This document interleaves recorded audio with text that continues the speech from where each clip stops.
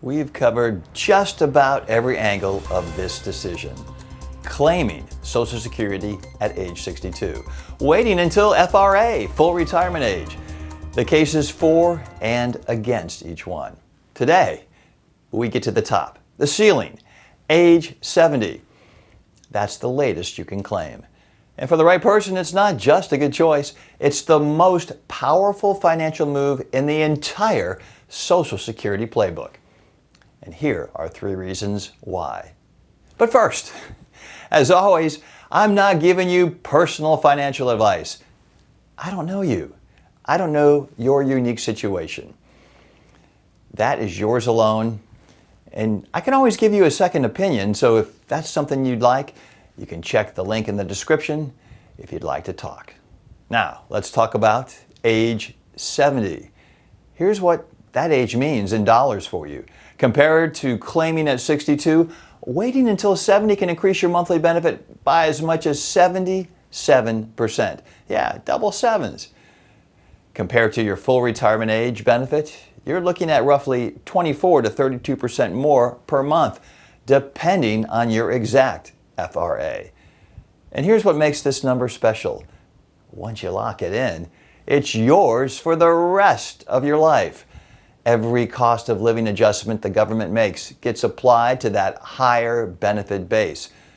So the gap between the person who claimed at 62 and the person who waited until 70 actually widens every single year. 3 reasons this is the right move for some people. Well, let's go get them. Number 1, age 70 gives you the largest possible, guaranteed, inflation-adjusted income stream for the rest of your life. And at a time when people are worried about outliving their money, when a 65-year-old couple has roughly a 50% chance that at least one of them will live past 90, that guarantee matters a whole heck of a lot. Think about what inflation does to a fixed income over 20 or 30 years. A dollar today buys a lot less than a dollar will in 2045. Social Security's cost of living adjustments help offset that, but they're applied as a percentage of your benefit. The bigger your base, the bigger every future cost of living increase will be. Waiting until 70 doesn't just give you more money today. It compounds in your favor for the rest of your life. All right, how about some longevity math? This is reason number 2. If you have any reason to believe you'll live a long life, the math at 70 is very, very compelling. We've talked about break-even points throughout the series. Here's the one for age 70 versus full retirement age. Roughly age 82 to 83. That means if you live past 83, which statistically a healthy person in their mid-60s has a pretty good chance of doing, you come out ahead by having waited. All right, here's the numbers according to the Social Security Administration data. A 65-year-old man can expect to live to about 84 on average. A 65-year-old woman, well, that's 87. And those are averages, which means a lot of people live well beyond that.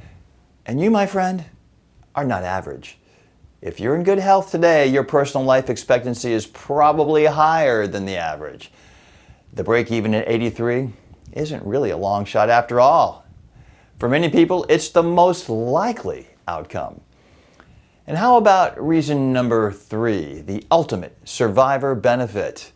If you've been watching this series from the get-go, you've heard me come back to this theme again and again because it's that important.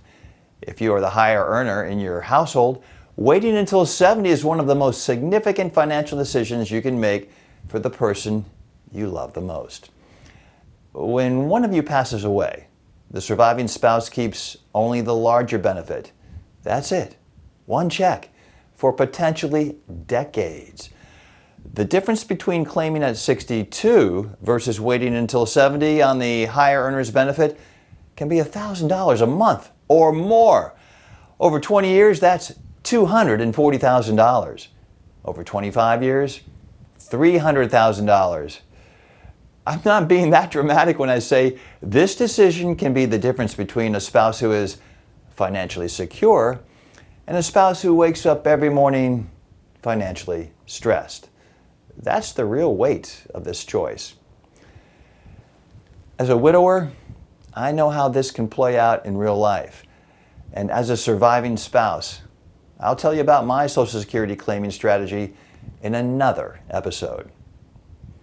3 reasons to wait until 70.